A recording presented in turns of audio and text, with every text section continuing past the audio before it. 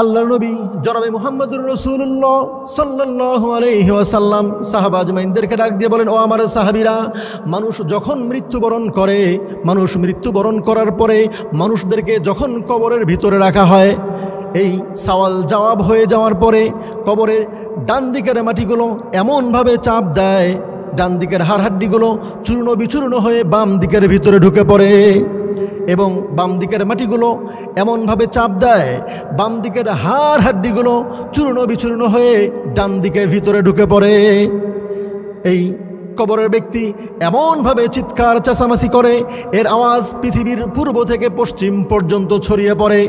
মানুষ আর জিন ব্যতীত সমস্ত পশু পাখিগুলো এই শব্দকে শুনতে পায়। এই কথা শোনার পরে আম্মা জান আয়েশা রাদিয়াল্লাহু তাআলা আনহা অঝোর ধারায় কাঁদতে লাগলেন। আল্লাহর নবী ডাক দিয়ে বলে, লিমা তাবকি আয়েশা, হে আয়েশা তুমি কাঁদছো কেন? তুমি কান্না করার কারণটা কি আমাকে খুলে বলো। আম্মা জান আয়েশা রাদিয়াল্লাহু তাআলা আনহা আল্লাহর নবীকে ডাক দিয়ে বলে, ইয়া রাসূলুল্লাহ ইয়া হাবিবাল্লাহ, যদি মাটি সমস্ত মানুষদেরকে এভাবে চাপ দিতে থাকে, তাহলে আমরা ইমানদার হয়ে মুসলমান হয়ে নামাজ রোজা করে হজ যাকাত করে আমাদের লাভটা কি?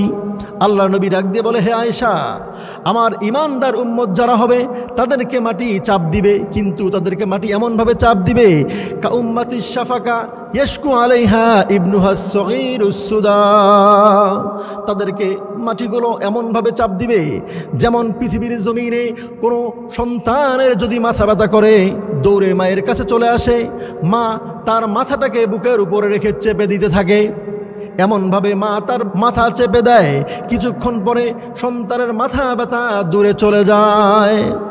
কিছুক্ষণ পরে সন্তান মায়ের শীতল বুকের উপরে শুয়ে ঘুমিয়ে পড়ে যায়। আল্লাহ নবী ডাক দিয়ে বলেন, হে আয়েশা, আমার উম্মতদেরকে মাটি এমনভাবে চাপ দিবে, আমার উম্মতদেরকে এমনভাবে চাপ দিবে মনে হবে আমার উম্মতদেরকে হাত পা মাথা যেন মাটি চেপে দিচ্ছে, এমন মজা পাবে, এমন আরাম পাবে, এমনভাবে ঘুমিয়ে পড়বে। ইসরাফিলের সিঙ্গার ফুৎকার যতক্ষণ পর্যন্ত হবে না ততক্ষণ পর্যন্ত আমার বান্দার, আমার উম্মতের ঘুম আর ভাঙবে না।